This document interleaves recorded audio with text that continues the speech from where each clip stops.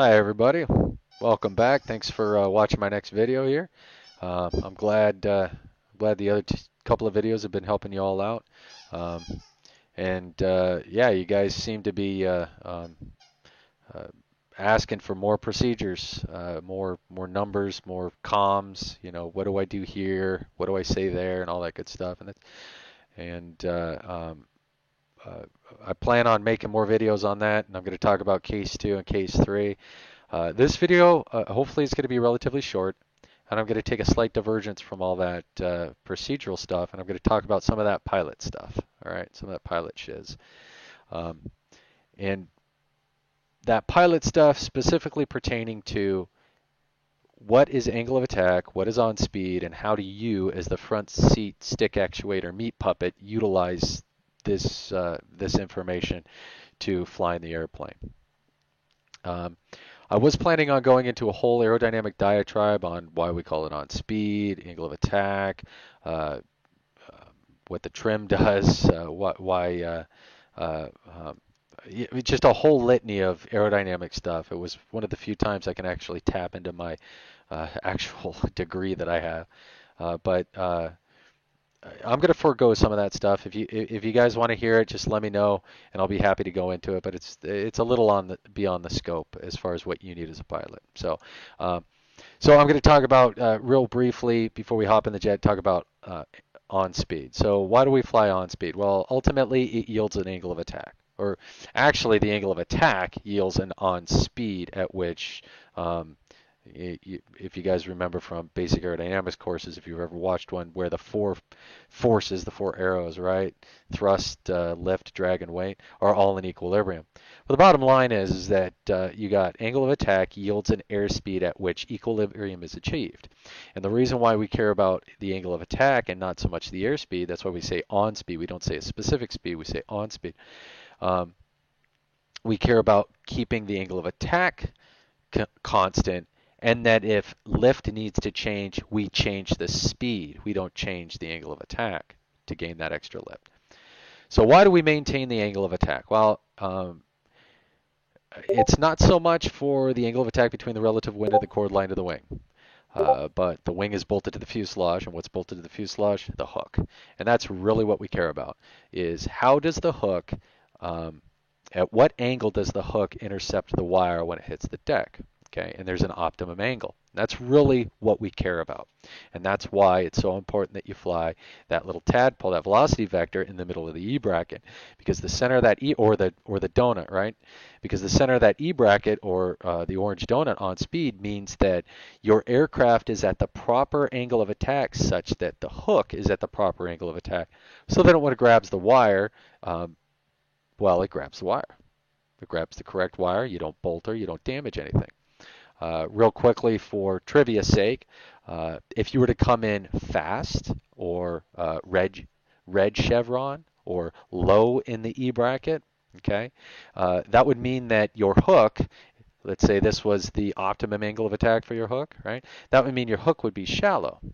So if your hook is shallow, you can kind of see how that might cause more of a grazing potential as the hook skipped across the deck, and it could possibly bounce over your wire for a myriad of reasons, but that shallow angle of attack exacerbates that possibility, and that will yield to a bolter.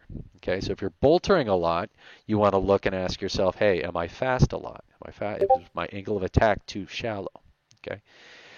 Conversely, if you're too slow, or your nose is way up in the air and you're taking a large bite of air and your angle of attack is large, the hook's angle of attack, instead of being optimal, the hook's angle of attack could be too great, too steep.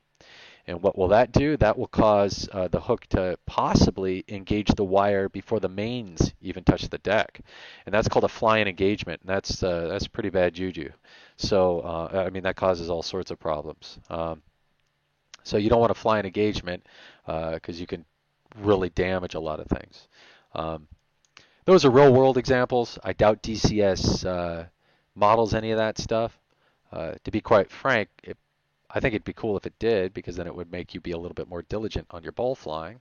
But yeah, so that's why we want to fly on speed, and that's where the term angle of attack and all that stuff comes from. So, all right, let's hop in the jet and let's see how we can put that to practice.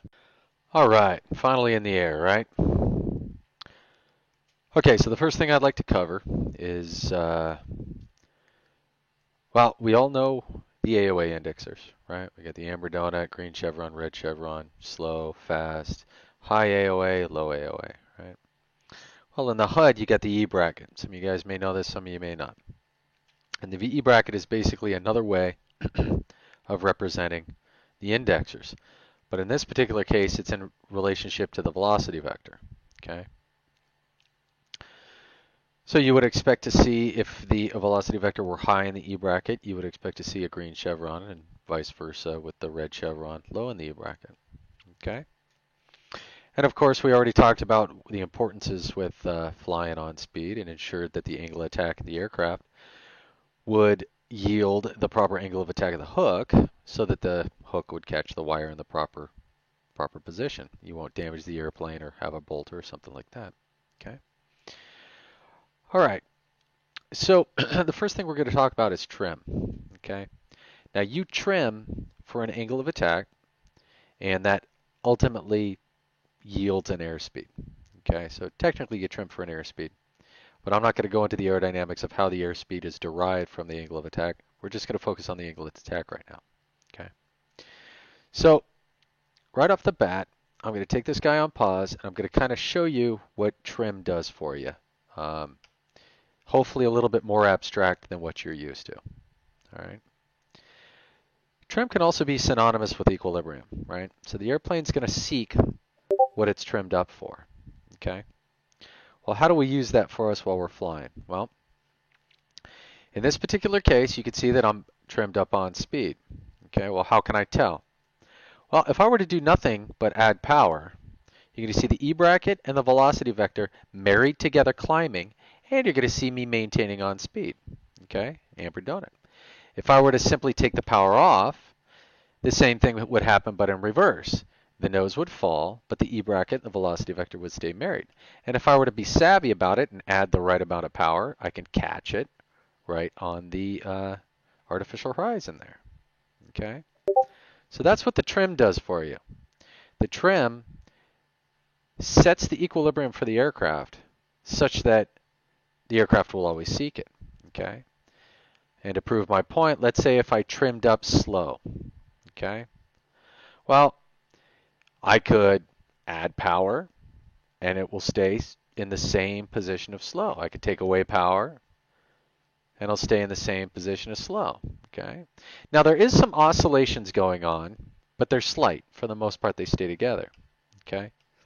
So you can see right off the bat that if you don't trim for on speed, then you're going to be expected to not only use the pitch to try and hold on speed, but the jet itself is fighting you because it's trying to seek something that you don't want, which is slow or fast or something trimmed up for something other than on speed. All right?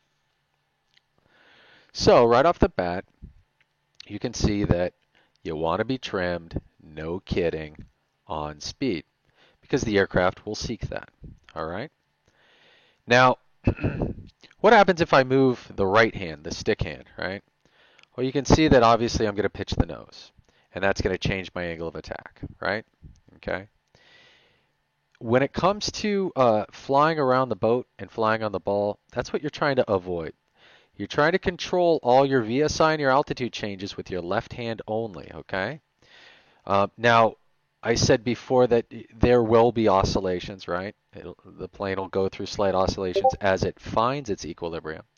And you can use the right hand to help it pitch for the airspeed that it's trimmed for to help dampen out those oscillations. But for the most part, you're going to do all that changing with your left hand, all right? Well now, how does that play into ball flying, okay? Or how do we manage that in ball flying? Well, first of all, I would encourage you to kind of set up this little practice drill. Okay, you can see that I'm on a heading of 360. I'm at an altitude of 1,600 feet, and what I'm doing is I'm simulating that I'm in the pattern. Now I'm 1,000 feet above the pattern, but that gives me a 1,000-foot buffer so that when I do all the mechanics, I won't land into the ocean, right? I'll level off about 1,000 feet above the ocean, right? Okay. So what I encourage you to do is get to this position. Trim, and this is basically simulating on the downwind. You're all trimmed up. You're on. I like to use a cardinal heading because it makes it very easy to assess my turn. Hey, when I get to a heading of 270, my altitude should be this. When I get a full 180 degrees of turn, that's like I'm rolling out. I'm approaching the angle. My altitude should be this, right? Okay. So start off on a cardinal heading. Start off at 1,600, so 600 feet, right? A simulated 600 feet. And you want the power such that you maintain level. So your VSI, for the most part, is zeroed out, okay? And what you're going to do is you're just going to practice coming off the 180, all right? Now, I'm going to demo a few things that typically happens first. And I got to tell you guys, full disclosure, I've been flying this all of 2 weeks. So, I apologize if I punted a few times. Just bear with me, and I'll do my best. I appreciate your patience. So, all right. So what is one of the first things that new pilots of the boat and learning how to fly an on-speed aircraft tend to encounter when they're coming off the 180 or when they're making their approach turn? Well, they'll get to this point, right? They'll be all trimmed up, level flight, and all that good stuff, and then they'll look out, they'll say, hey, there's my beam position, it's time to turn, right? And they'll simply roll to get to that 30 degrees, and they'll stick it. And you can see the nose just starts falling and falling and falling. The VSI is 1,200. Well, what's the next thing they want to do? Pull back on the stick. Well, what does that do? It immediately kind of violates the first cardinal rule, which is don't fly pitch with your right hand, because it will change your angle of attack, and it will make the hook all screwed up, right? All right. So then what would be the correct answer? Well, let's come back to heading a 360. We'll level off at 600. And you can kind of see how I'm forcing the airplane around. But the bottom line is that once I get the airplane roughly where I want, I try and help it pitch for what it's trimmed for. And then I set the power to maintain that. Okay? A little bit different than what you're probably used to. All right? Okay, so how do you manage the energy state? So let's talk about that real quick. All right? You're rolling, you're losing the vertical lift to horizontal lift, and it's making the EBRAC and the velocity vector drop out. You see the drop and you pull back on the stick. And what we should be doing is adding power. Well, typically if you add power after your roll, you're already behind the power curve, okay? Because you've already lost that vertical lift to horizontal lift. So now you're playing catch up. So my technique is add the power first, then roll, and you inject the system with energy prior to losing the vertical lift, okay? And that makes the drop a little bit more manageable, all right? Let's go ahead and try that. Okay, I'll take it off freeze. Again, you want to start off with as clean a starting point as possible, as hands-off trimmed as possible. That's looking pretty good. Sorry for that jitter. I covered up my track IR. All right, and then I add some power, I start the roll, and I get crisply to 30 degrees, and then I bring the power off, and then I catch it. I try and catch it around 500, right there, and let's see how that plays out for us. A little bit too much VSI, so let's bring a little bit of power in. A little bit more power in, probably a little too high. Still a little too high on the VSI is what I mean. And you can see that I had that VSI too high for too long, and you see that I'm 420 at 270. Well, that's a 90 degrees of heading change, and I'm 30 feet low. Okay, so I'm a little bit low, and that's understandable because I had about 700 on the VSI for a little too long, right? Okay, so that's what you're trying to practice coming off the 180. You're trying to practice adding the power before you lose the vertical lift, and then managing that VSI as it comes down. Now there's one other thing that I got to address here, and that's getting to that solid 30 degrees angle of bank turn, at least for the first 90 degrees, okay? And the reason why you need to do that is, again, we said that we lost that vertical lift, right? Well, what happens if we're constantly varying our angle of bank? Well, we're varying our vertical lift component, okay? So you can imagine what that's going to do with your VSI. It's going to, if you roll out, you get some lift back. your VSI is going to shallow out. You're going to start to climb. So what are you going to do with your left hand? You're going to pull some power off. So then you're going to come back in. You're going to realize that you need to roll more and that you've shallowed out your roll. So you're going to roll back in. The nose is going to drop because you lost the vertical lift. And then you're going to go, oh no, I need to fix it with power. And you're going to add power. So you're going to be doing this all the way around the turn. Shallow out, power off, roll in, power on, off, in. You see what I'm saying? And you're just going to be kind of sawing a log with both hands. So that's why you really want to eliminate the variable of the roll. Stick it to something solid. I recommend 30 degrees, okay? And then solidify the VSI so that it's a nice stable 500 foot. And then when you hit to this 90-degree mark, that's a good time for you to assess, hey, my velocity vector, I'm on speed.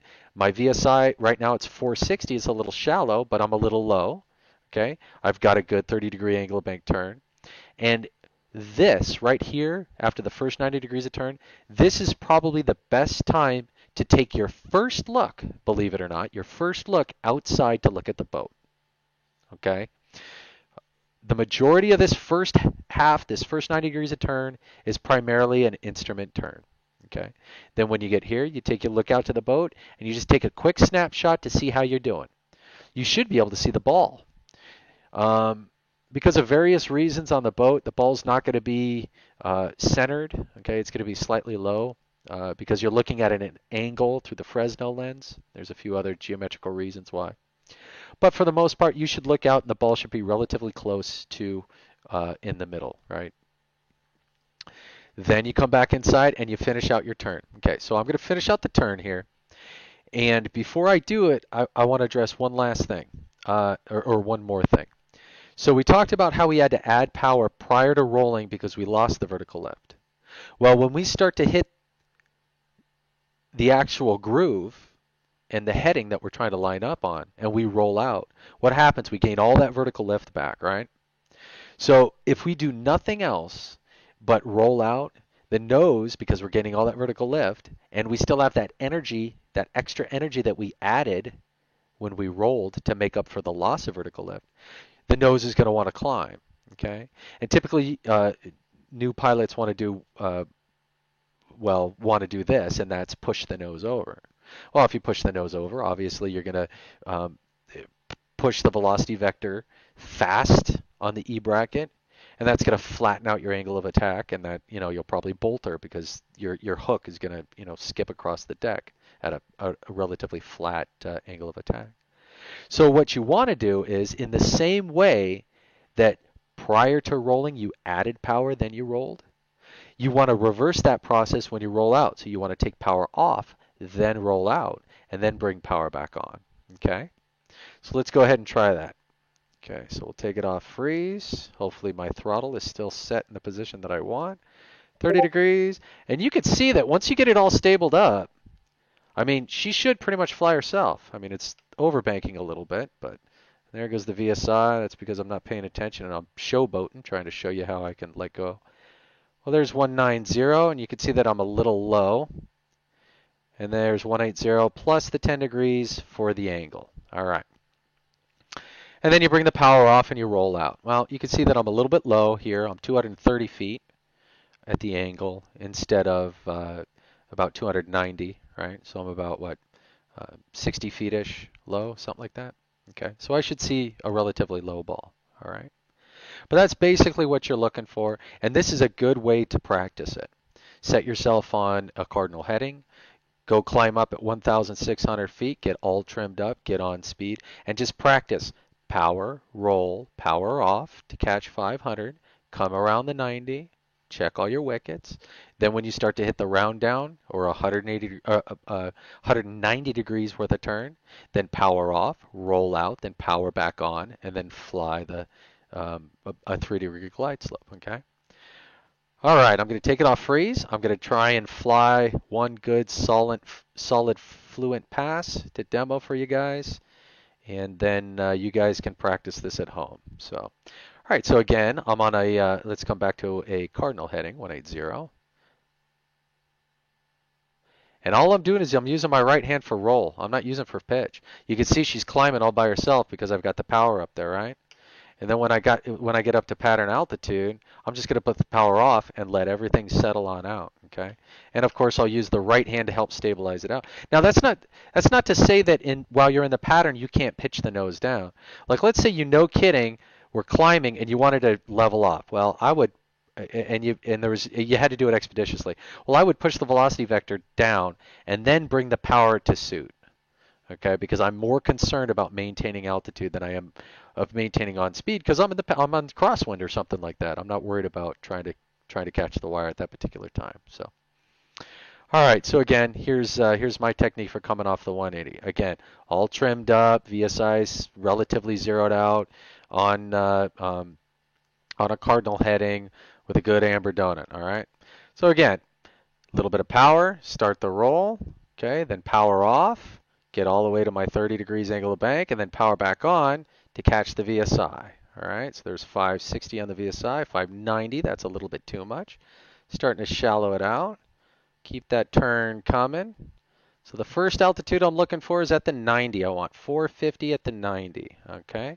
It's a little too much. We're looking at 440 at the 90, and that's understandable because I'm at 770 beyond the VSI. So I'm going to add a little bit of power, hopefully shallowing that out a little bit, sweetening up that 30 degrees angle of bank turn. And then it's looking like a heading of 350 is going to be my angle. And of course, it looks like I'm going to be low again because I just let that VSI stay a little too high for a little too long. Idle, or power comes off, then power comes back on, and down we come. All right. So I was pretty low rolling out on final, wasn't I? I tend to find that hitting the 180 at the 180 degrees of turn is typically where the 290 happens. And then the last 10 degrees of turn, you lose a little bit more altitude because now you're actually heading towards the boat, right? So now you're actually traveling in the groove a little bit for the most part, okay? So you're going to keep flying that down. So I'm not too entirely disappointed with 160. That's about 100 feet low. But here, let's practice it one more time. And hopefully I can clean it up for you guys.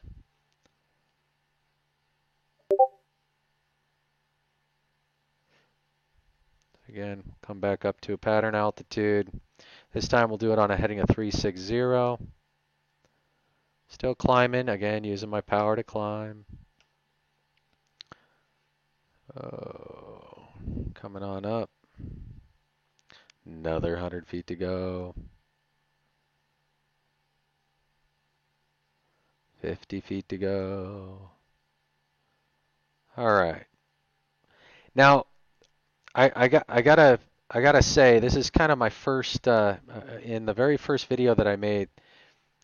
This is my first critique of the flight model, and again, I've only been doing this for like a couple of weeks, so what the hell do I know? But I gotta say, it kind of feels like there's a little bit of too much lag or too much drag or something like that with the throttle response.